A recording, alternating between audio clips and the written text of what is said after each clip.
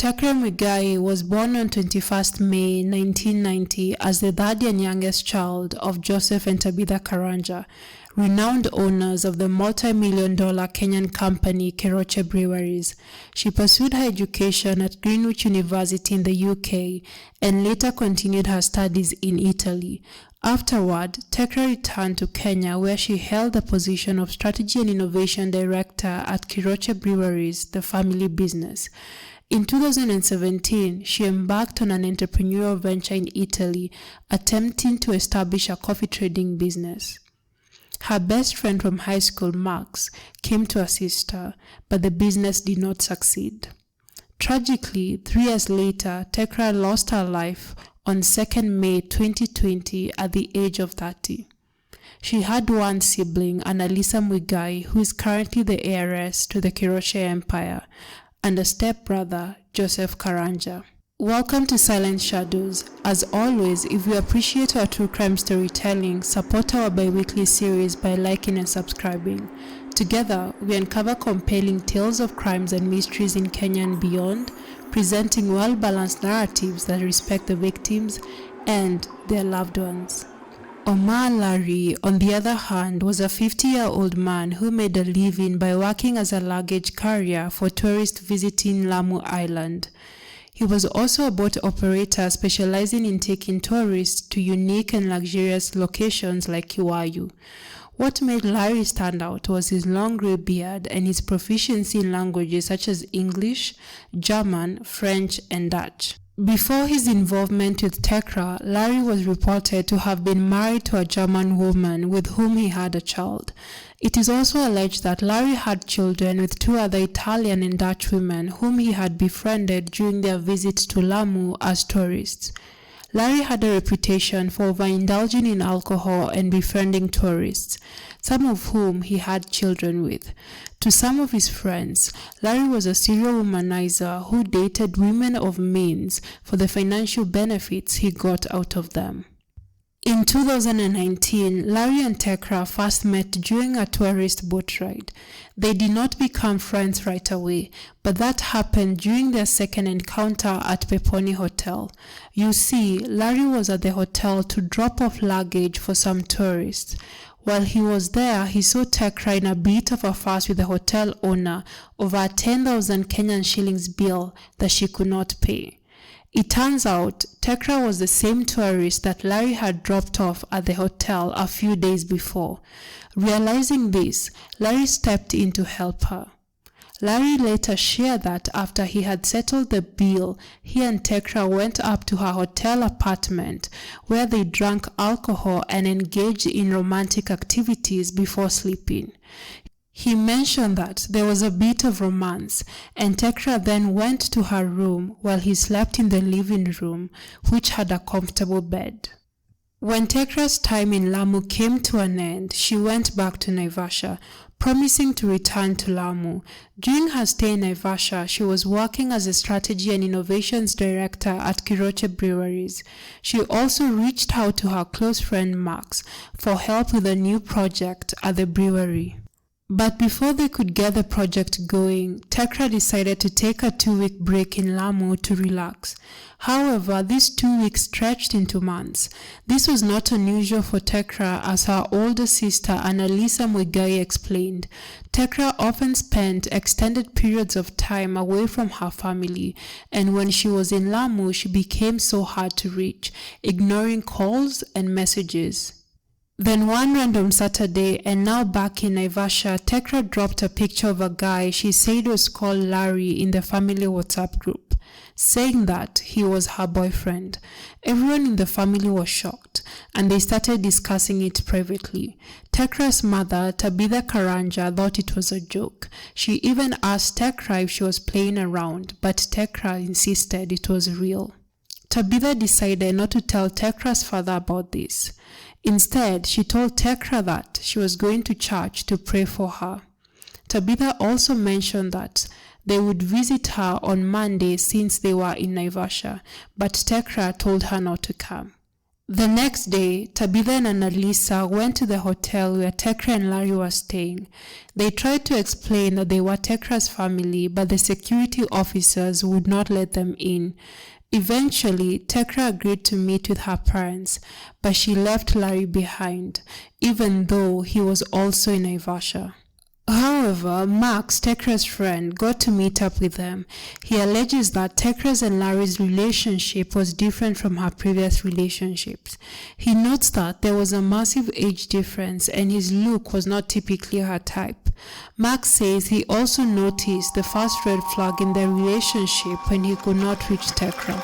He further alleges that there was already an abnormal codependency that he could not fully understand. Tecra suddenly could not make time for her friends. He claims that Larry and his family were taking up every slot of time she had. Max further alleged that Tecra's own sense of self and willpower had disappeared and she was doing a lot of what he said, adding that Larry was controlling her and she had completely changed. However, later in court, Larry showed a different side to Tecra and Max's friendship. Lali alleged that Tecra was known for enjoying a lively social life. When her friends visited her in Lamu, including Max, they would spend the entire day and night drinking and at times using narcotics. Following all the concerns, the family begged Tecra to come back home, but it was all in vain. The family then agreed to tolerate the relationship, and Tecra promised to come back to work for the company, a promise she never kept. Later, on 30th August 2019, Larry, Tecra, and her driver Eric Cheruiyot surprised Tecra's brother James Karanja during his birthday party in Dar es Salaam, Tanzania. James alleges that he was shocked because he knew Tecra's past boyfriends, but the relationship with Larry struck him as unusual. There was something unconventional. It was not ordinary but spiritual and obsessive, he alleged. Larry was more than 30 years older and his lifestyle was far removed from what James had known of Tecra's previous boyfriends. Even at the birthday party, James says that Larry did not want to sit with the family members who were present. He was quite distant from them. James' girlfriend, Victoria Marcella, said Tecra told her she considered Larry a prophet. Victoria alleged that she considered that worrisome coming from an intelligent woman. According to Tecra's driver Eric, during the party, drama erupted when Victoria prevented Tecra from leaving with Larry by grabbing her handbag from Larry and handing it to Eric. In return, Eric further alleges Larry started hurling nasty insults at Tecra and Victoria, in addition to making threats to James. Following the scuffle, Eric quit his job, as he alleged that Larry made his working environment quite difficult. James and his girlfriend Victoria met Tecra again on 8 November 2019 when they had gone to visit her in Lamu. On the second day of their visit, Tecra came to the hotel where they were staying and she happened to come with her friend Yvonne.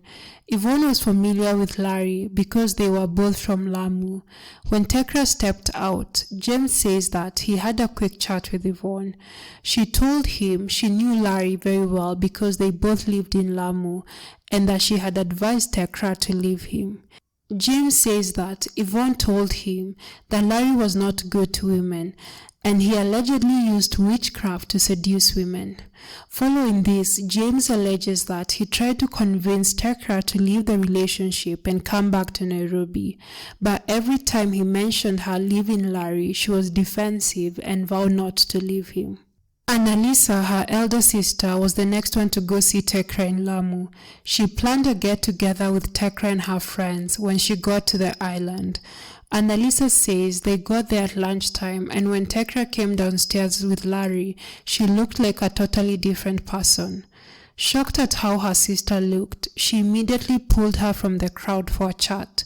Annalisa alleges that they went upstairs and Tecra showed Annalisa a mark on her body where Larry had burnt her with a hot iron. Annalisa further alleged that she checked with the house help later and the house help confirmed that Larry physically abused Tecra.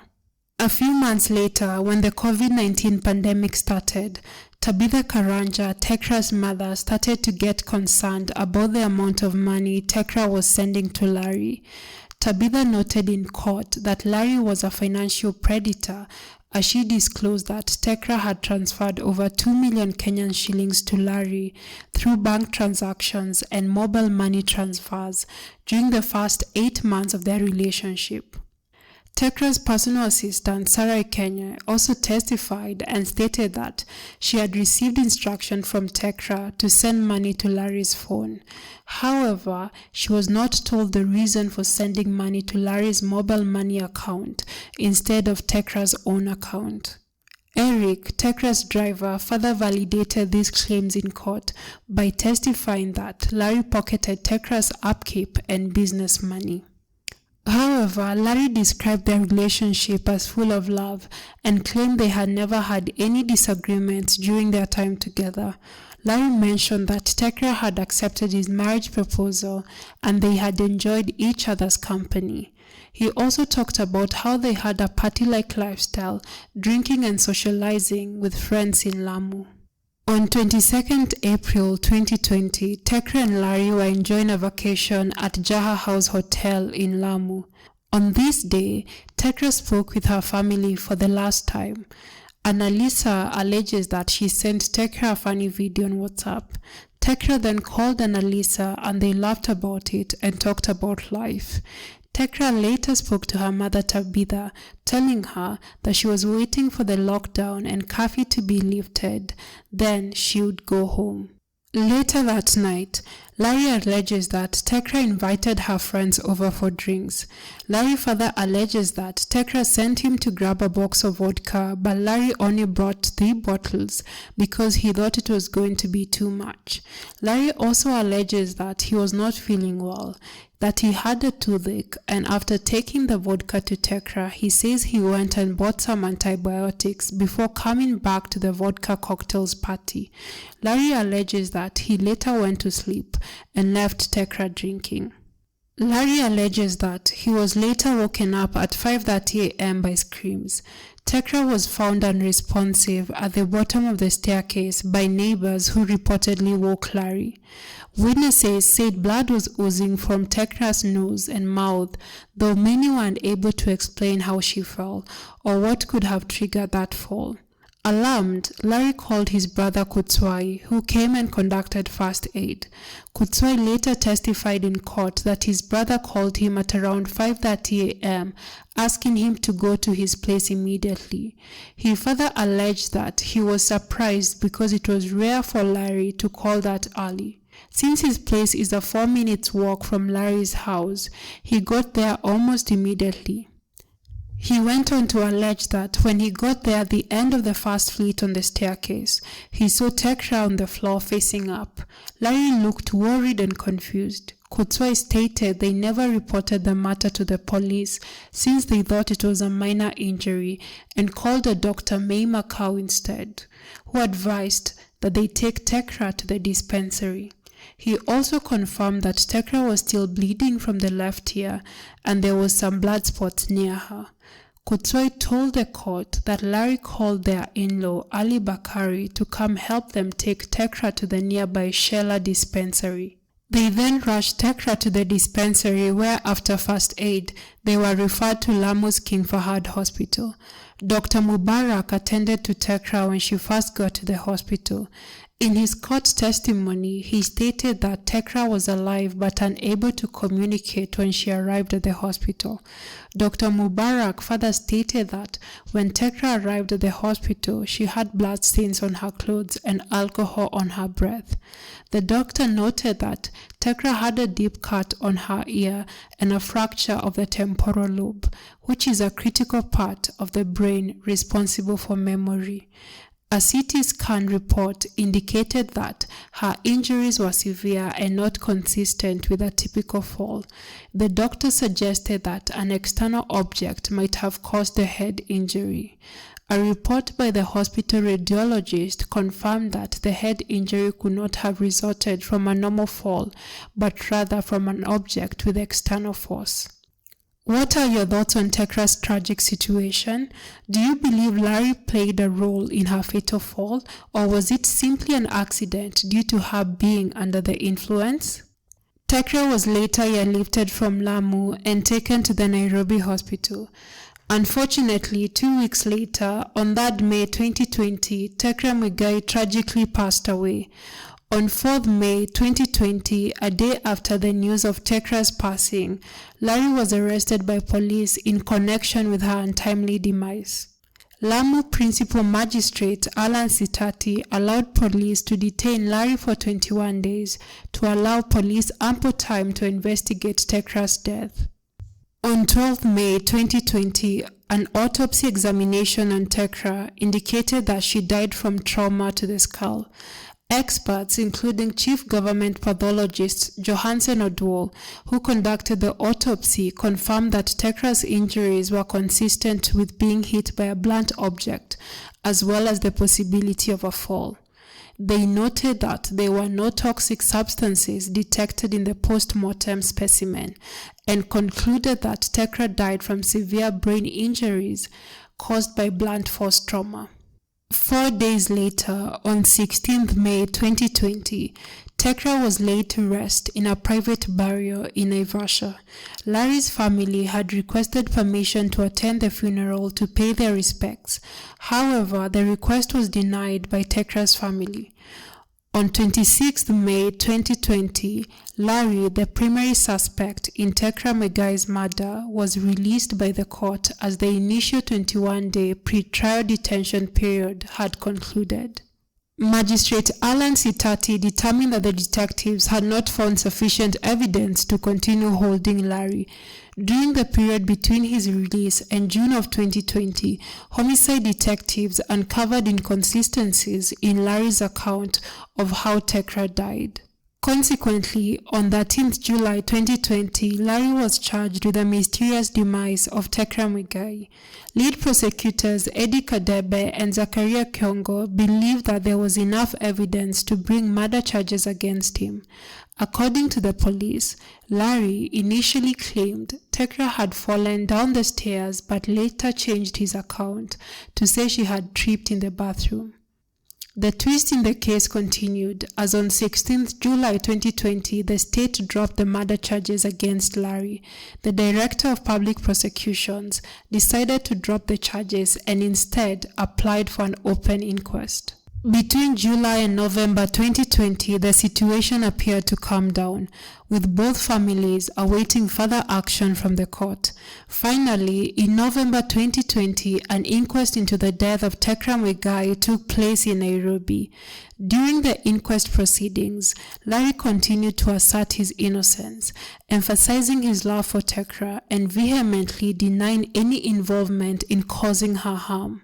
He questioned how anyone could harm their own lover, insisting that he had never raised his hand against any woman in his life. His brother also alleged that Larry and Tecra were in a loving relationship, that he never saw them fight even once. However, during the same inquest proceedings, the prosecution had 25 witnesses who allegedly claimed that Larry tried to isolate Tecra from her family members and that her social life with her friends changed when she met him. For example, Peter Karaoke, a family friend, recalled the relationship between Larry and Tecra as anything but peaceful. Peter told the court that on 3 out of 4 occasions when they met, the two of them were constantly arguing. Peter, who worked at a hotel in Naivasha and had been friends with Tecra since childhood, vividly remembered a trip they took together to the Mount Kenya region. During the 3 days they spent there, Larry and Tecra had heated arguments that required intervention from Tecra's driver, Eric. Peter alleges that it was the first time he saw Larry becoming aggressive towards Tecra and her friend Roy, who had accompanied them for the trip. Peter further explained that Larry would get agitated or uncomfortable whenever one of Tecra's friends joined the table. Peter later checked in with Tecra to learn more about these arguments. Tecra allegedly confided in him, explaining that these disagreements often revolved around Larry not listening to her and wanting her to be alone, away from other people. During the inquest, the police also testified that at one point Tecra feared for her life and called her parents to arrange for her safety. In conclusion, the inquest into Tecra's tragic and mysterious demise remains ongoing, with many unanswered questions. However, one aspect is undeniably clear. Her relationship with Larry was toxic. It was characterized by a disturbing blend of greed, where Larry exploited Tecra's finances, and a toxic codependency on alcohol and partying. What do you think happened to Tecra? Comment below letting us know. Don't forget to subscribe to our channel to be notified when the next video is up. Until then, please take care, stay safe, and always trust your gut.